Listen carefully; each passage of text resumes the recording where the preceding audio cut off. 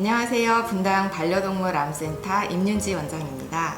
이번에 페카리지 시즌2에 참여하게 되었습니다. 이번 시즌을 통해서 노령동물이 가지고 있는 질환, 그 중에 암 위주의 이야기와 노령동물들의 관리, 노령동물을 떠나보냈을 때 느끼게 되는 펫로스에 관련된 이야기들을 여러분과 함께 나누고 싶습니다.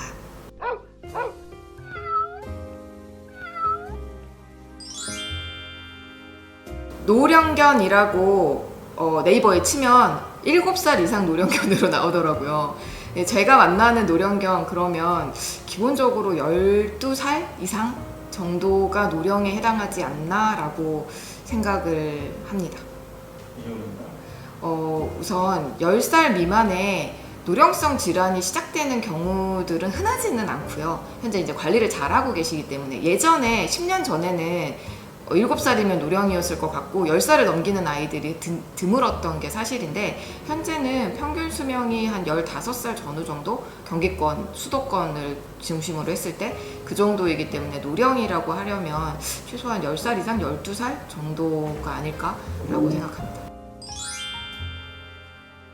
노령성 질환으로 대표적인 거는 일단은 심장 질환, 콩팥 질환, 그리고 내분비 질환, 그리고 종양을 포함한 질환들을 대표적으로 얘기를 할 수가 있을 것 같고요. 그런 질환들이 나타나는 시기가 물론 어렸을 때부터 그런 질환을 가지고 있는 드문 경우들도 있지만 평균적으로는 10살 전후 정도에 발생을 하고 있습니다.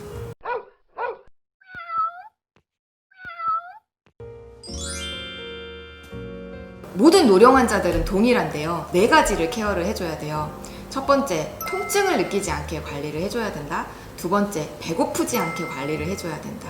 세 번째, 갈증을 느끼지 않게 관리를 해줘야 된다. 네 번째, 청결한 삶을 살 수 있게 관리를 해줘야 된다. 이게 노령 환자들을 포함한 모든 환자들의 임종을 준비하는 과정에서 호스피스에서 반드시 지켜야 되는 항목입니다. 그런데 아무것도 하지 않고 이 4가지를 충족시켜 줄 수는 없어요. 나이가 들어가고 임종 준비를 해야 되는 단계가 다가올수록 환자는 점점 못 먹게 되고 점점 어딘가 아파하게 되고 점점 청결함을 유지할 수 없는 상태가 됩니다. 그래서 그 상태를 케어해 주는 것만으로도 환자는 일상생활을 행복하게 지낼 수 있게 됩니다.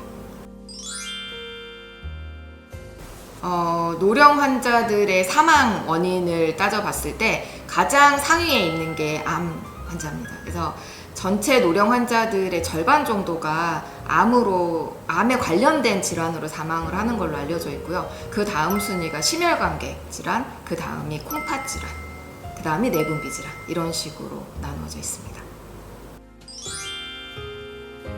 암이라 하면 우리가 참 단어들을 혼용해서 사용을 하고 있는데요. 혹, 메스, 암, 종양, 양성종양 이런 표현들을 많이 사용을 하고 있습니다. 그런데 우리가 실제 암이라고 얘기하는 거는 악성종양이라는 표현의 카테고리의 가장 핵심에 있는 거고요. 모든 혹이라고 하는 커다란 카테고리 안에 양성혹과 악성혹 이라고 얘기를 드릴 수가 있을 것 같아요. 그래서 이 양성종양이랑 악성종양의 가장 큰 차이점은 양성종괴는 전이가 되지 않습니다. 암 환자들이 사망하는 가장 큰 이유는 암 자체에 인한 문제라기보다는 암에 관련된 합병증으로 사망을 하는 경우가 많은데요. 그 합병증의 대부분은 암에 의해서 생긴 악성종양에 의해서 생긴 전이성 병변들 때문에 발생을 하게 됩니다.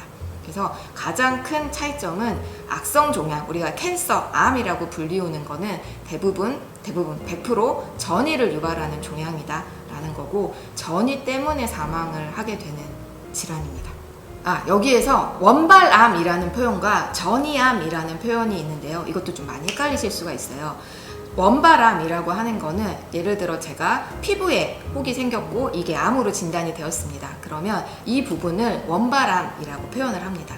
전이암이라고 하는 거는 이 피부로부터 다 혈관이나 림프관을 통해서 폐에 전이가 되었다라는 표현을 한다거나 간에 전이가 되었다라는 표현을 하게 되고 우리는 간이나 폐에 전이된 부분을 전이암이라는 표현을 합니다. 근데 여기서 또 혼동을 하시는 게 피부암이 있는 환자가 그러면 폐암이나 간암이 생긴 건가요? 라고 표현을 하시는데 그런 게 아니라 피부암이 간이나 폐에 전이가 되었습니다 라고 표현을 합니다. 동물암 환자들에게 흔하게 발생하는 종양, 사실 사람하고 동일하게 몸에 발생할 수 있는 모든 부위에 암이 발생은 하고 있습니다. 하지만 좀 더 빈도가 높은 암들이 있는데요. 가장 빈도가 높은 거는 혈액암으로 분류되는 림프종양입니다. 두 번째로는 유선종양. 중성화 수술이 굉장히 보편화되어 있는 미국이나 유럽에서는 유선종양이 굉장히 적은 분포를 나타내고 있지만 아직 국내에서는 유선종양이 두 번째에 해당할 정도로 좀 많은 발생률을 나타내고 있습니다. 다만 유선종양은 생후 1년 이내에 중성화 수술을 했을 때 예방할 수 있는 종양 중에 하나이기 때문에 꼭 중성화 수술을 해주시기 바랍니다. 세 번째, 피부에 발생하는 종양들인데요. 피부에 발생하는 종양도 종류가 여러 가지 있기는 하지만 피부에 발생하는 종양 전반적으로 통계를 냈을 때 이제 세 번째로 많이 발생하는 부위라고 알려져 있습니다. 그리고 그 이외에는 이제 대부분 비슷한 정도의 빈도를 나타내는데 국내에서 제가 경험한 환자들을 통계를 내봤을 때는 간종양이라든지 비장종양, 방광종양 등이 그 다음 순순으로 확인이 되고 있습니다. 암이 걸리는 걸 알게 되는 거는 크게 세 가지 경로로 거치게 됩니다. 우선 첫 번째는 보호자분이 뭔가 만져보다가 여기에 뭔가 있는데? 라고 해서 병원에 오게 되는 경우, 대부분은 이제 외관상 만져지고 외관상 확인이 되는 그런 부위에서 발생을 하는 종양들이고요. 두 번째는 미용이라든지 병원에 데일리 케어를 하러 가셨을 때 그쪽에서 확인이 되는 경우, 그것도 마찬가지로 외관상의 변화가 있는 종양들에 해당이 되고요. 그것을 제외하고는 이제 건강검진 과정 중에서 확인이 되는 경우들이 더 많습니다. 예를 들어 엑스레이를 찍었는데 폐에 뭐가 이상이 발견이 됐다든지 초음파상에서 문제가 발견이 됐다든지 또는 검진하는 과정에서 수의사 선생님에 의해서 뭔가 이상 부위가 발견이 되었다든지 이런 경로들을 통해서 발견이 되게 되는데요. 그 외에도 종양이 의심되는 징후들이 여러 가지가 있습니다.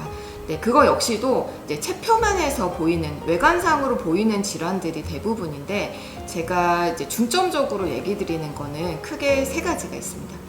피부에서 발견되는 혹이 있을 경우 1cm 미만의 혹이라면 겁먹으실 필요는 없습니다. 하지만 1cm 미만의 혹이 커져가는지 갑작스럽게 크기가 커지는지 그 다음에 염증이 계속 반복이 되는지 염증 치료를 해도 개선이 되지 않는다면 그것은 정밀 검사를 해볼 필요가 있습니다.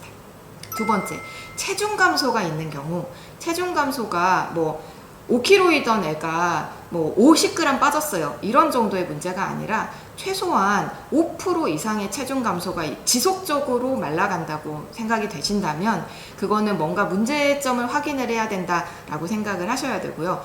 물론 이거는 비만인 환자가 체중 감량을 위해서 식단 변경을 하고 운동을 하는 경우는 제외되고 그런 아무런 조치를 하지 않고 변경이 되지 않았음에도 불구하고 이유 없이 체중이 5% 이상 심지어 10%까지 빠졌다라고 한다면 이거는 문제의 원인을 찾아야 된다라고 생각을 해주시면 좋겠고요.